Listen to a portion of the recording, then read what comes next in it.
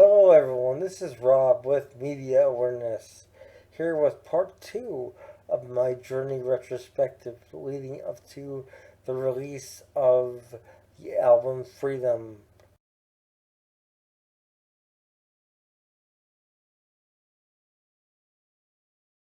which is scheduled for release tomorrow, July 8th, 2022.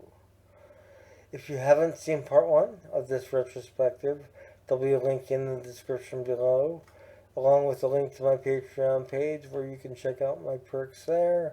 You can also feel free to contact me on my Facebook via the YouTube link on the main page. Just check me out and leave a message, give me some feedback. Where do we start with this part of Journey? It kind of continues directly from where Next left off. Next was the third Journey album, and it was the last album to feature Greg Rowley as sole lead singer. And the reason I say that is for the next tour, the record company Columbia and CBS Records insisted that the band add a frontman, and they did so with Robert Fleischman. Basically, he was hired to front the band, sort of work the crowd, and act as a counterpoint to Greg Rowley in terms of vocals. Basically, duetting existing material. This worked out nicely, but there were some personality conflicts. And Fleischman was dismissed, and a certain Steve Perry was hired to be the band's new lead singer. He would then take over Fleischman's duties, singing counterpoint to Greg Rowley, and having certain songs of his own, as was evident on the album Infinity.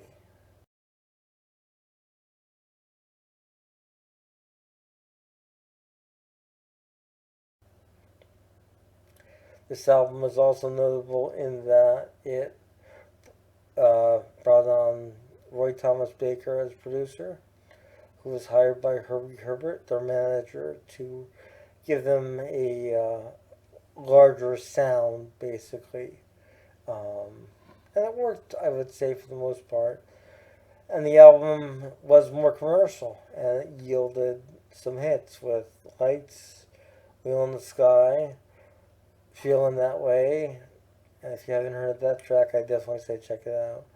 Um, the album itself was an extreme departure, though, from the earlier progressive fusion rock of the first three albums.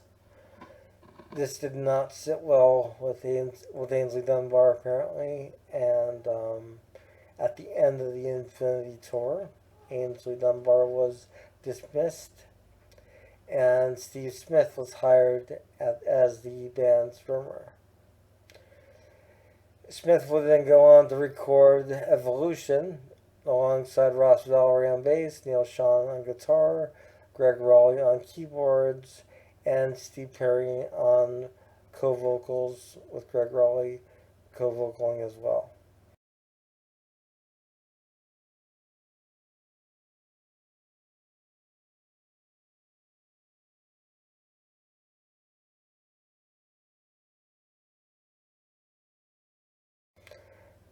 Evolution is probably my favorite album out of this particular Journey lineup, and I say that because it really has a nice feel to it, a nice vibe. Um, the songs flow nicely, and the album actually yielded another hit for the band with Lovin', Touchin', Squeezin'. I will say this once and I'll say it again. You cannot go wrong with the Na song. And if you don't know what I'm talking about, just take a listen to Lovin', Touchin', Squeezin'. That being said, the album did really well, and the band was becoming bigger and bigger. Um, I will say that manager Herbie Herbert is certainly the type of manager that you want for your band or if you are a solo artist. He did everything he could to get the band to a successful point. And he was kind of like the godfather of Journey, for lack of better words. Because if things weren't working out with a particular member, Herbie would confront the issue. The next studio album would feature the same lineup as Evolution, and the Departure album would also have a hit single in the form of Any Way You Want It.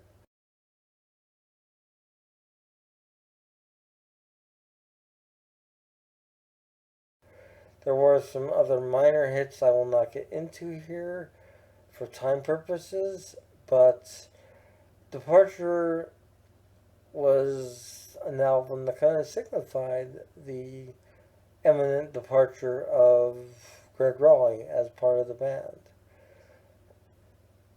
And it's unclear to me at this point in time if Dream After Dream, the last album to feature Greg Raleigh, and the soundtrack for the ill-fated film that was uh, a Japanese French production. If the album was recorded during the Departure sessions, after, or during the Captured tour, because as you may know, if you are a Dream fan, the Departure tour was captured on the album called Captured.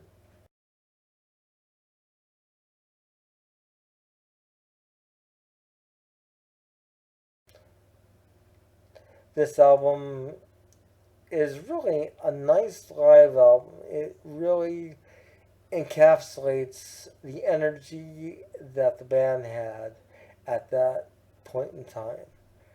And everyone was firing on all cylinders, and it was just really a powerful statement, musically speaking. The album, of course, featured a bonus track, a new studio track called The Party Is Over. Um, and the reason I'm questioning when Dream After Dream was recorded is because Greg Rowley did not play keyboards on The Party Is Over. That was handled by Stevie Keys. So Rowley probably departed um, after the sessions for Dream After Dream / Departure were completed.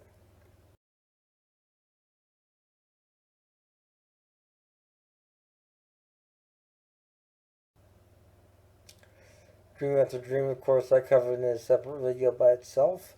It's sort of the missing link in the Journey catalog. It's not always covered. I can't recommend it highly enough. It is really superb. Production is hard to gauge because I don't know what the CD was sourced from in terms of master tapes or uh, some other source.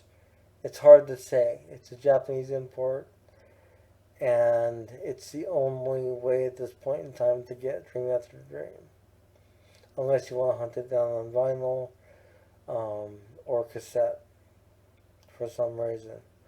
But there you have the second version of Journey. My next video will be focusing on the 1980s Journey that people tend to think about more so than the 1970s Journey, with hits like Don't Stop Believin', open arms, separate ways, faithfully. It's hard not to have that time frame come to mind when you hear the band Journey mentioned. It's become a household name, and it's really difficult to separate the name from the songs at this point in time. This is Rob with Media Awareness once again. If you want, check out my links, check out my Facebook, check out my YouTube page, check out my Patreon. Click the bell icon, click the like, click everything. Just keep on clicking. It's fun. I'll be here next time with part 3 of my retrospective on Journey. And it has been a pleasure being here with you again. Have a good night. Bye.